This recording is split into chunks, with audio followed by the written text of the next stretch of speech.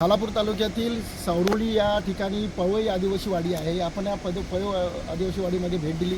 त्या ठिकाणी तिकडे नागरिकांना तिथल्या पाण्याची समस्या अधिक दिसून येत आहे. या ठिकाणी जो काही सांडपाणी आहे तो सांडपाणी संपूर्ण या बाजूनी येत असतो आणि ह्या आदिवासी वाडीला पिण्याच्या पाण्याची व्यवस्था नाही म्हणून ग्रामपंचायत त्या ठिकाणी सांडपाणी म्हणून नदीच्या पाण्याचं त्या ठिकाणी कंपनीकडून पाणी दिलं आहे. मात्र पिण्याचं पाणी नसल्यामुळं त्यांनी या ठिकाणी पूर्वीची डवरा खणून म्हणजे खड्डा खोदून त्या ठिकाणी पाण्याची साठवण कशी होईल आणि तो पियाला पाणी उपयुक्त कसा होईल अशा पद्धतीने त्या ठिकाणी आदिवासी बांधवांनी एक डवरा खोदला आणि या डवऱ्यामध्ये पाणी साठल्यानंतर इथल्या आदिवासी वाडी तिथला पाण्याचा वापर करतात. परंतु जो काही पुढे त्यांचं म्हणणं आहे आदिवासी बांधवांचं की या नदीच्या बाजूला त्या ठिकाणी मोठ्या प्रमाणात भराव झाल्यामुळं पाणी जायला त्या ठिकाणी वाट नसल्यामुळं हा पाणी या आदिवासी वाडीच्या जो पिण्याचा पाण्याचा डवरा आहे त्या डवऱ्याच्या बाजूला तुंबून राहिला आणि त्या पाणी तो झिरपून त्या डवऱ्यामध्ये जात आहे. त्याच्यामुळं आम्हाला तो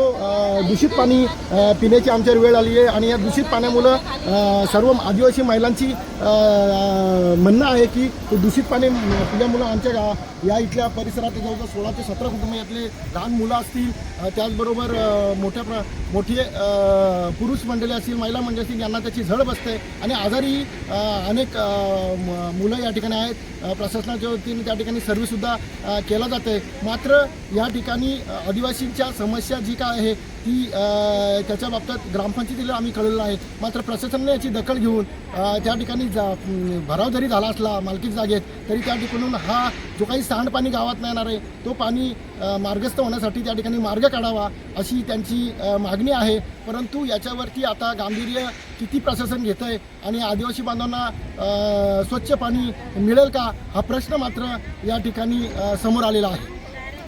पाण्याबद्दल आणि जो पाणी भरावा जो केला आहे त्यामध्ये आम्ही लढतो. पोरं छोटी छोटी आहेत. पाणी जो भरावा केला आहे तो पाणी अडकले झाल्यानंतर जो डवरा जो खोदला आहे तो पाणी सगळं झिरपून चाललं आहे त्या डवऱ्यामध्ये.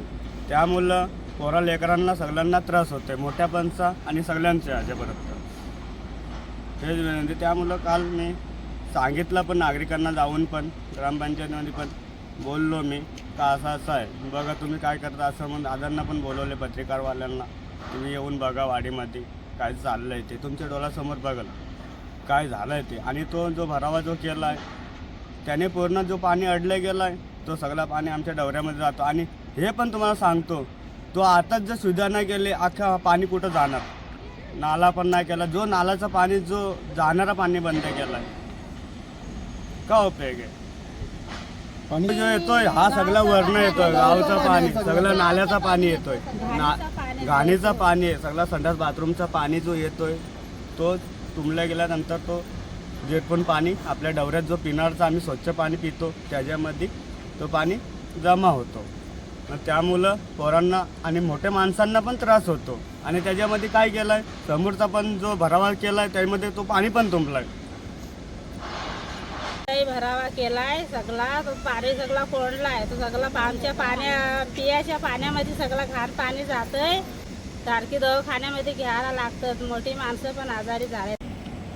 माती अडली म्हणून पाणी तुंबून खड्ड्यात गेला डवऱ्यामध्ये तो पियाला पिऊन पोरा आमचे आजारी झाले. बघा हा पाणी जो दिसतो ना समोरचा ह्या पाण्यामुळं आमच्या वाडीमध्ये त्रास होता. आणि हा भरावा जो केलाय हा सगळा पाणी तुंबले गेलाय. हा नाला आहे, हा जो नाला आहे हा नाल्याला जायला रस्ता ठेवलाच नाही त्यांनी तर मग तकलीफ होणारच ना.